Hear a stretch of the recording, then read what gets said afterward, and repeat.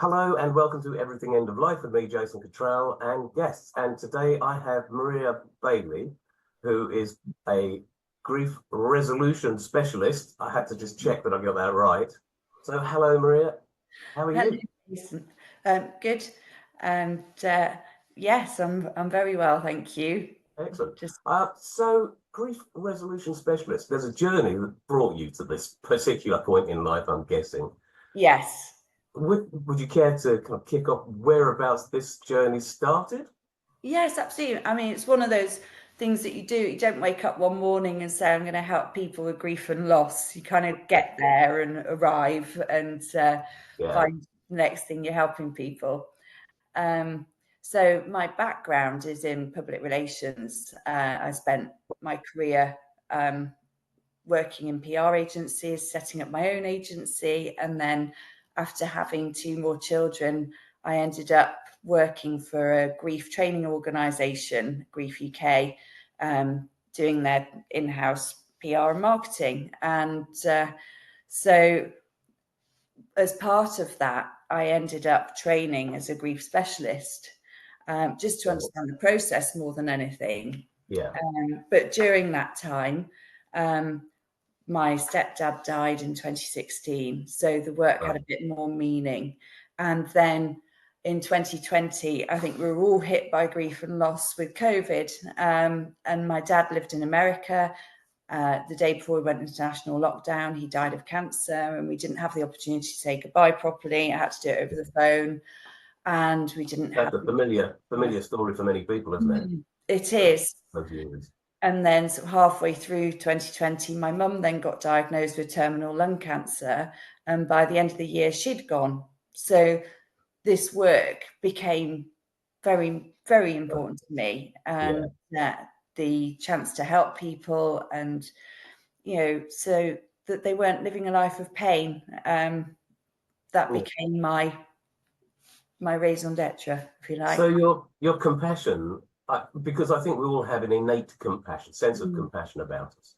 I think from kids, we learn, I think, compassion because as kids we can be very selfish, and then we grow up, and the way we work is to help each other, and therefore it's innate that we become compassionate to some degree. But I think grief and loss specifically really helps to bring that out. And that seems to have been the case for you. I just want to go back for a second, if we may. How many children have you got? I've got three. 3 children. 3 children. And how old are they? An adult child now. He's 20. And I've got a 10-year-old and an 8-year-old. So we've got a 18-year-old who's just left home. And Sarah, she's brilliant. And she's got a fantastic little job up in London doing something or other, which I'd never understand. And a 50-year-old. So those years of bringing up the kids, I guess, coincided with your journey. So was that a difficult thing? I mean, can I be personal? Ask you, a single parent? Are you a parent? No, I'm married. So yeah, it was hard work. My husband works away a lot of the time, so I was on my own doing this as well. Parenting, juggling, in 2020 dealing with a dying parent as well. Gosh. Really young children, and a child doing his GCSEs, and so at that time. So yes, it was hard work. Any parent will know that the GCSE era is fraught with problems for the teenager and the parent, I think. Yeah. Well, I'm very lucky with him. He's very much a get on with it kind of person. And he's doing his degree at the moment. He's always been very motivated with his learning. So he wasn't a bother at all, to be honest. He just got on with it. And it was that year when they didn't actually sit the exams. They had what were called centre assessed grades.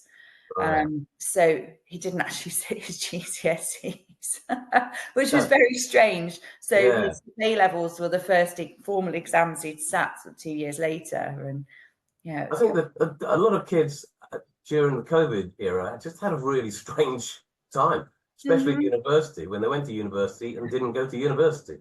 So, that was a kind of peculiar thing. I have a cat passing me. Sorry.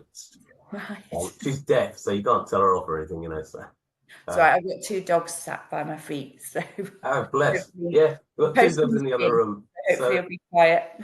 so what are they? Your dogs? I've got Weimaraner and I've got an English pointer. An English pointer. Oh, great. Yes, I don't do things by halves. No, I was going to say yes.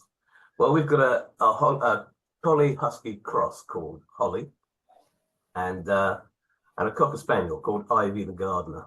So we've got Holly and Ivy. Well, we call her the gardener because she's just ripped up the entire garden, you know, since being a puppy. You know, what can you do?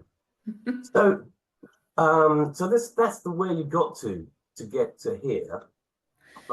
So you trained as a grief counsellor, but you've moved on from there, or that was a part of the journey. So that's a part of the journey. Yeah. So in 2021, Grief UK closed. The training organisation was run out of America, and they decided to take everything back to America. So all of a sudden, I had no job, but I was also very passionate about the work, and I didn't want to stop working in that sector. So I got together with Matt, who did the digital marketing for Grief UK, and we set up Grief Specialists so that we were still helping people. And actually, Grief Specialists is a social enterprise, which means it's not for profit. And we've set up a resource online, griefspecialist.org, with lots of articles about different types of griefs and losses, myth busting, things like Time's a Great Healer, things that are unhelpful for grievers to hear. So we try and share as much as we can to help people.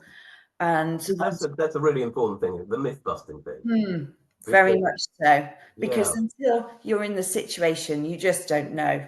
You just don't know what these unhelpful things are that we are ingrained in us as a society, like Time's a healer, be brave, don't cry.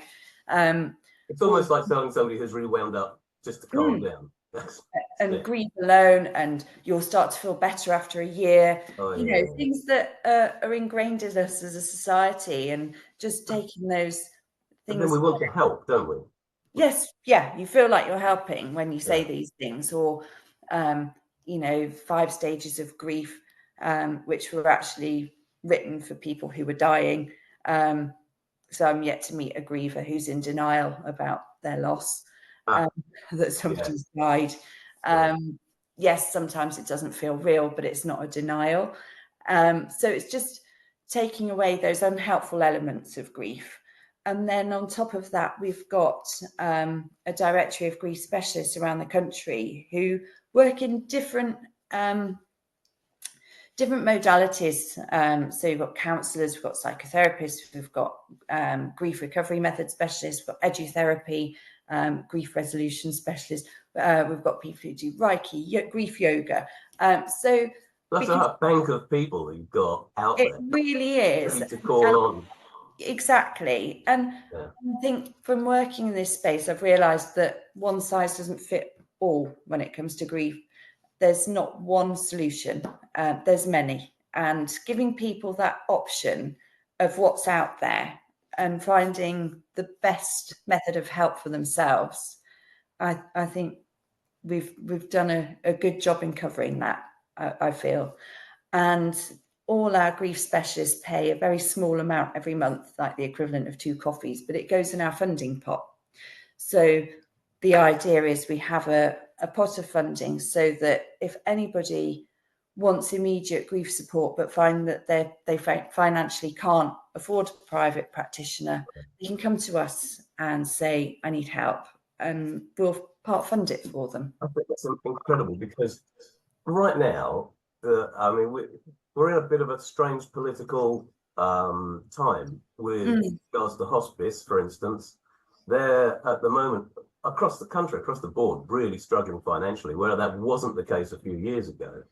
And I know the team that I was working in that went into people's houses in the last 4 weeks of their lives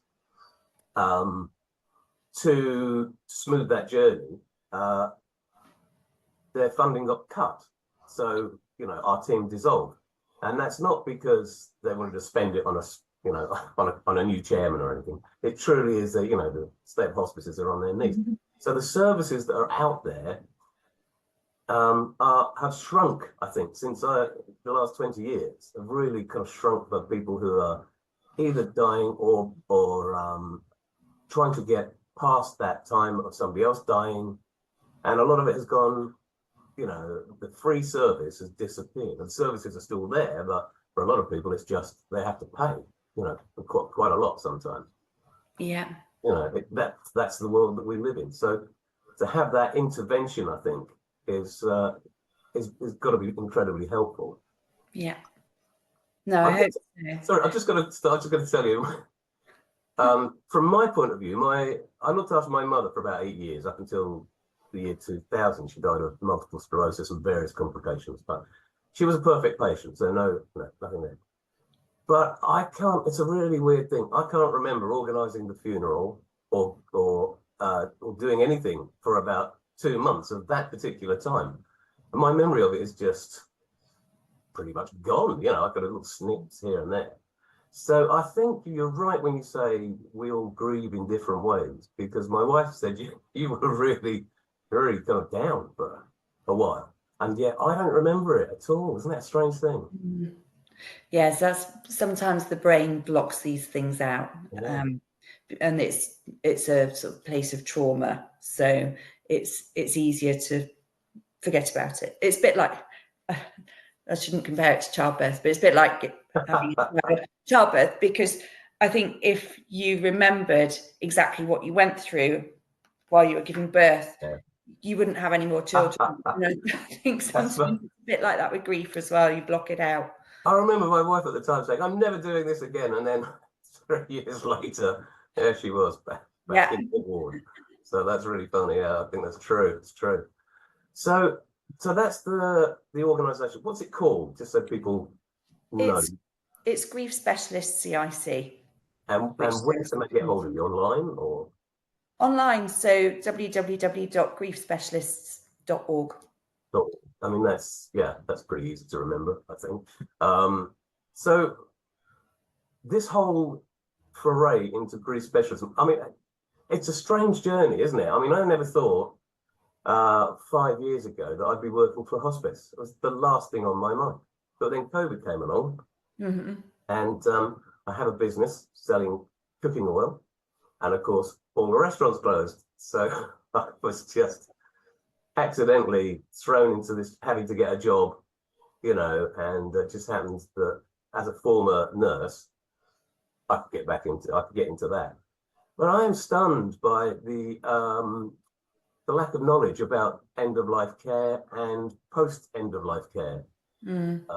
And there's an interesting gap. There's an interesting gap between the time when someone dies and when they're buried, strangely, because there's not a huge amount of support. You get lots of support from a hospice up to that point, but when they have died, there's a gap. And is it a part of that gap where you fill, or is it post that gap, or it's the whole? It's the whole. Before we cover anticipatory grief, so the lead up to that. So when somebody's got a long-term illness, we talk about the losses that you experience with that. We talk about the death itself, that before and after, and then ongoing. So that is brilliant. One of the interesting things I'll flag is that as like, how can I say, as British white people, we are, I don't think that we're very bad about talking about death. I think it's just not on our agenda. It's just like we don't talk about the holiday we might have in 3 years' time. You know, we just don't think about it because it's not in sight. So it's only when I think it starts to become in sight and starts to loom, it starts to go, hang on a minute. Well, there's an end. Yeah, there is an end. And a friend of mine, he's just recently been diagnosed with esophageal cancer, and he said, well, you know, they've given me a year, but we just never know, do we? And he's really positive about it. So it's interesting. I might see if he'll do an interview, because that, as you were talking about anticipatory grief, you know, for him and for his family, it's going to be quite a journey, I think, because it's pretty starkly in front of him. Although he's a very positive guy, as I say. So what sort of areas do you cover? And I don't mean geographically, I mean within the kind of grief tree. You've mentioned a few different people that few different therapists. So what's the overall I'm probably not giving you the best question here, but what's the overall strategy for your grief therapy, would you call it? Not grief therapy really, but alongside somebody's grief journey. I think for us, it's about opening up conversations about grief, because it's not spoken about generally, and removing that taboo so that people feel comfortable listening to somebody. And I think listening is such a big part of this. A lot of the time, people just need to be heard, and sometimes it's on repeat. You might hear the same story about somebody's journey of losing somebody on repeat over a period of time, but it's listening and acknowledging and taking away that pain element so that people don't feel alone in their grief. They know that there are other people out there, one, to help them, two, to listen, and three, who can provide a level of support. Yeah. So I would say that's our sort of overarching purpose. Okay, I mean, I love that. I've got another friend called Martin Rodis, who's got it's his own little company called Elephants in Rooms. Mm-hmm. But he offers training, because as you say, there's not a huge amount of discussion about this. He offers trainings to companies for grief interventionists or grief first aiders, if you like. And I think companies are beginning to understand that they're losing a lot of hours to people who are having unsupported grief. And he's really helping to turn that around, which I think, that sounds a bit like what you do, but you could bank of people. Is that right? That yes, you that's right. For that as well. Yeah. So that's definitely, I think, an area where maybe you could explore a bit more. Is it the corporate world? Is that something that you? Yes, some of our grief specialists do work with the corporate world and go in and offer training, talks and support. So a company can pay for them to support one of their employees, for instance. Some of it's through EAPs, which are employee assistance programs. So it's an insurance policy, if you like, that companies take out or employers take out for staff. And staff can opt into their EAP. So there are, there's plenty on offer out there if companies are looking for it. And it's making them aware, first of all, of the impact of a bereavement on a member of staff and the impact that has on their productivity. And, some people want to go back to work. So everybody's different. So there's no right or wrong here. Some people want to go back to work and they throw themselves into work to the point of exhaustion because that is their distraction behavior. They don't want to think about what they've just been through. So they distract themselves with some people use food, some people use drink, shopping, whatever, and some people work. Other people crumble going back to work and they can't cope. They can't cope. They can't concentrate. They're not productive. They are snappy. Sometimes people get angry. There's stuff going on within them that they're not really actually aware of themselves. Yeah. So I'd say there's two types really: the people who go over and above and then burn out, and the people who are distracted, angry, can't cope. Well, the great thing about burnout is you could write a book about it 20 years later and say, yes, that's what people, a lot of celebrities have done it. Look at what the mistakes I made. Don't do that, and that's lovely, Yes, that's right. But until you're in that situation, you recognise what you're doing, you don't reach out for help. Whereas if an employer has somebody or people in HR or managers who are trained to recognise this, then they can offer that support. And actually that's a lot cheaper than replacing somebody and having to recruit somebody and train them up into that job role. So it's just making enough noise that people recognize this state in others, and until it's not a blanket recognition yet, but there are employers out there who are being trained. Hospices UK has a great program, like you said. Martin Rhodes with his work doing Grief First, David Cruz, they are starting to build momentum. There is a level of recognition out there, but there needs to be more.